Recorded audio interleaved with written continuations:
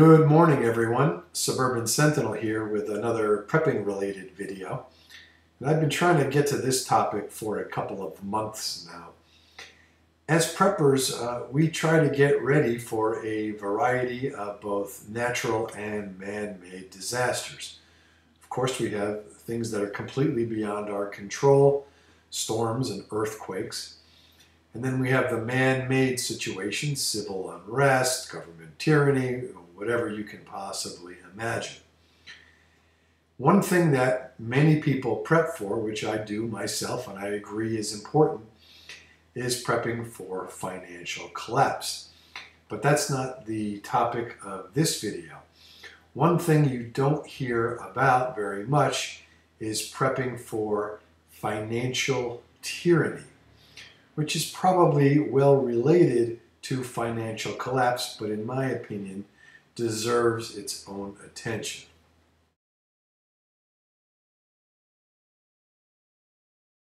First of all, financial tyranny is not a generally accepted economic principle. As far as I know, this is something I just made up in my twisted little mind. And as a matter of disclosure, I'm not some economics guru, PhD, Nobel laureate in economics, that kind of thing. I'm just a dope who tries to read a lot and keeps his eyes and ears wide open.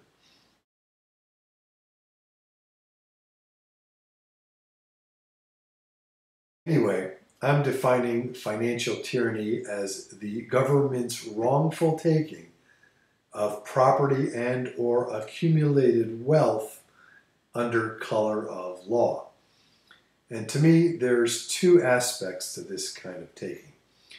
That the government's action is either legal or quasi-legal, meaning it kind of looks and sounds legal even if it really isn't.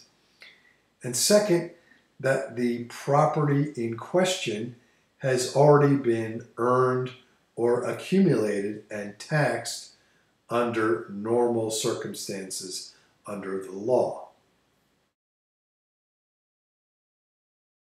By way of example, existing wealth or property could consist of your paycheck money that you've already paid federal, state, and local taxes on, the car in your driveway that you've already paid for, the home that you live in, the 401k that has money you put into it and or money your employer put into it. So why is this important? Well, it is certainly no secret that the United States of America, as well as many of the states forming the Union and the political subdivisions thereof, meaning cities and municipalities, are in very tough financial condition. The financial conditions of many government agencies are such that the very existence of those agencies are threatened. And here in the United States, we have a distinct pattern of government agencies that will do illegitimate things in order to protect their very existence. And it appears that we are running out of legitimate options. So, at least in my opinion, we are going to see more illegitimate means of extracting wealth from the population.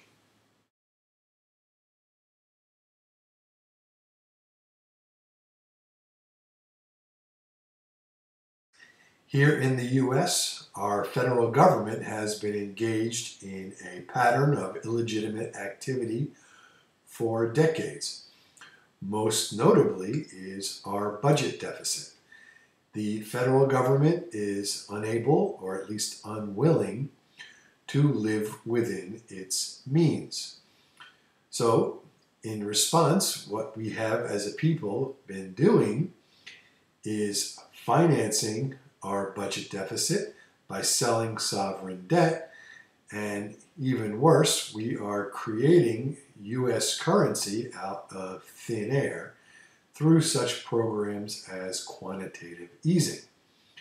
So, in effect, existing generations are running up the tab and handing the bill to future generations. Well, of course, this is legal, at least it's arguably legal, but it is reprehensible conduct and directly impacts the ability of younger citizens and even future citizens to create, grow, and maintain wealth. Another method whereby government entities wrongfully extract wealth from the population is civil forfeiture. Now, a lot of people are unfamiliar with this term and these sort of programs, but you probably remember hearing the "no person shall be deprived of life, liberty, or property without due process of law." I read that somewhere. I can't remember exactly where. But anyway, forget about it. Because decades ago, the federal, state, and local authorities passed laws, and under these statutory schemes, the government can seize property that it suspects has been used in perpetuating criminal activity. Now, in essence, these laws were designed to reduce resources available to the mafia-type organization and big drug cartels, take their money, take their transportation, take their real estate. But this system, or these systems, are ripe for abuse, and the federal, state, and local authorities have been abusing these systems with vigor. Now, rather than get into the nitty-gritties of civil forfeiture, I'm going to leave a link below. I made a video on civil forfeiture. And in essence, and I've seen this a bunch of times, whereas a federal, state, or local government will seize cash, bank accounts, automobiles, aircraft, real property. And in theory, the citizen can get the property back, but it sure ain't easy.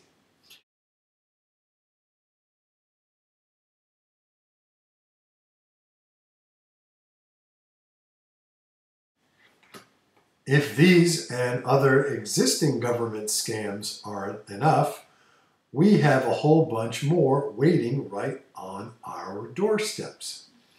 So let's take a look at just a couple of them. First, let's talk about bank bail-ins. Now, everybody remembers year 2008, where the U.S. government bailed out the poor, downtrodden, huge banks by giving them hundreds of billions of taxpayer dollars. Well, it is very likely, and many say inevitable, that many big banks, or at least some of the huge banks, will become insolvent once again. The underlying conditions that caused the financial crisis in 2008 have only gotten worse here into year 2014. So a rescue of these too big to fail banks is very likely an inevitability. But who is going to do the rescuing? Well, unfortunately, it looks like it's going to be you and I. And these are called bank bail-ins. The federal government no longer has the legal capacity nor the political will to try to do another bailout. So the powers that be have already set the wheels in motion to put forth the regulatory environment required for a bail-in.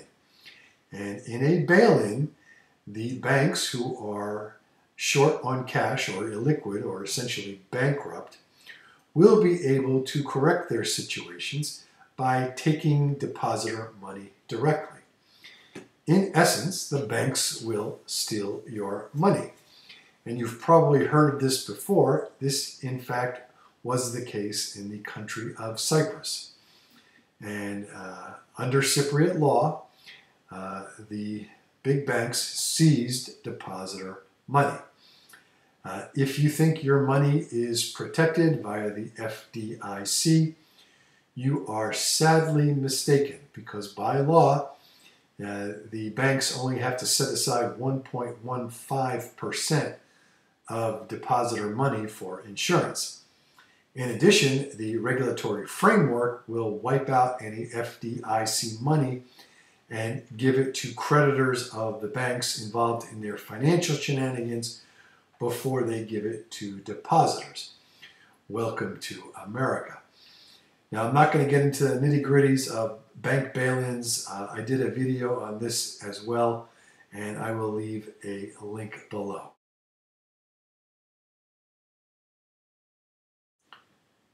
Social Security, another government program that, before too long, will be blowing up in our faces.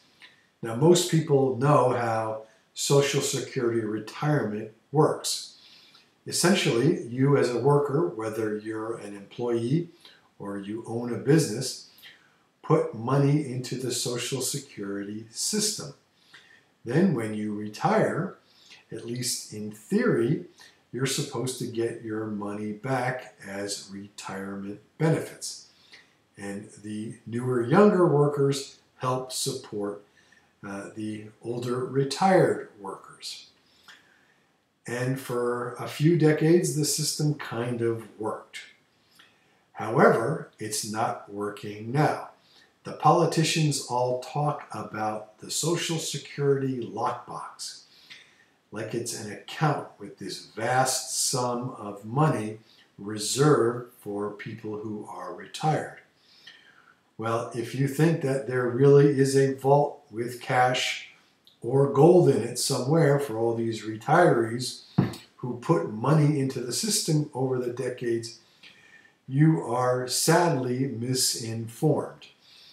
The Social Security lockbox is nothing more than a bunch of IOUs from a financially strapped government, that being the government of the United States.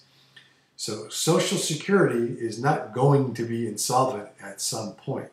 It's already insolvent, because the money that we as workers put into Social Security has already been spent before it gets there, and Uncle Sam is putting an IOU there. So I anticipate that Social Security benefits will, in the future, evaporate for those who put into the system for many years.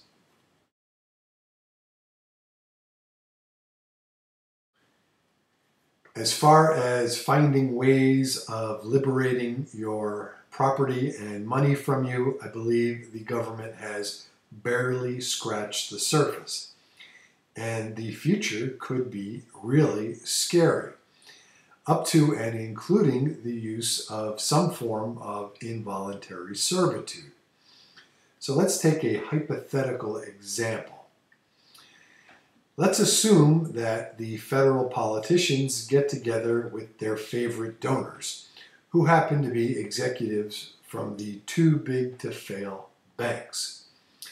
And they come up with a scheme in which the federal government raises taxes on big banks. Well, I assume that the public would have no problem with this. Such a tax would be really popular with the average voter. So politically, that would be no problem. Behind closed doors, they make a deal.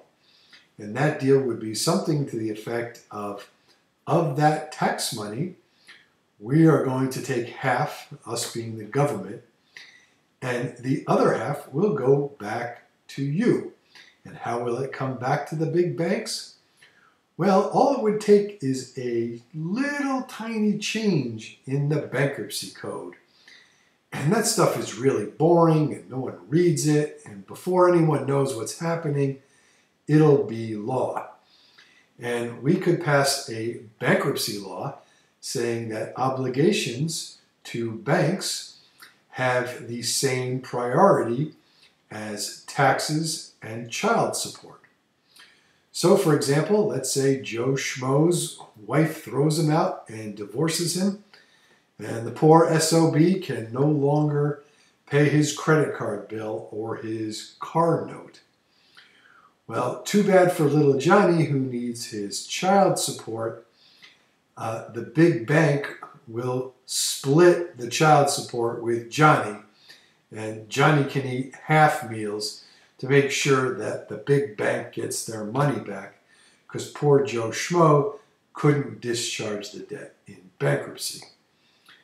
Could this happen? I think so. Will it happen? I really don't know. Are the big banks that evil to do something like that? Is the government that complicit? Absolutely. I have no doubts if they could get away with something like that, they would do it.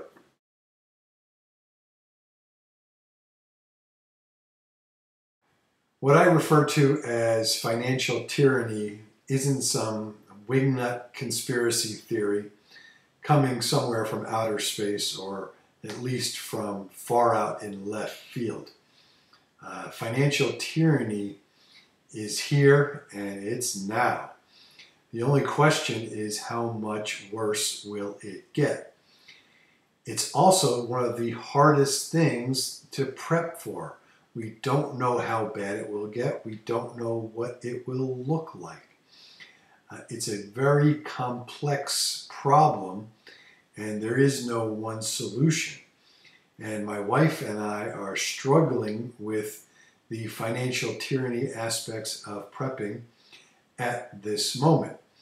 So in future videos, I'll do some more on research that we've done and steps that we've taken to try to either eliminate or mitigate the risks involved. So, thanks for watching. This is the Suburban Sentinel. Please thumbs up and subscribe if you like what you see. Questions and enlightening comments and differing opinions are always welcome.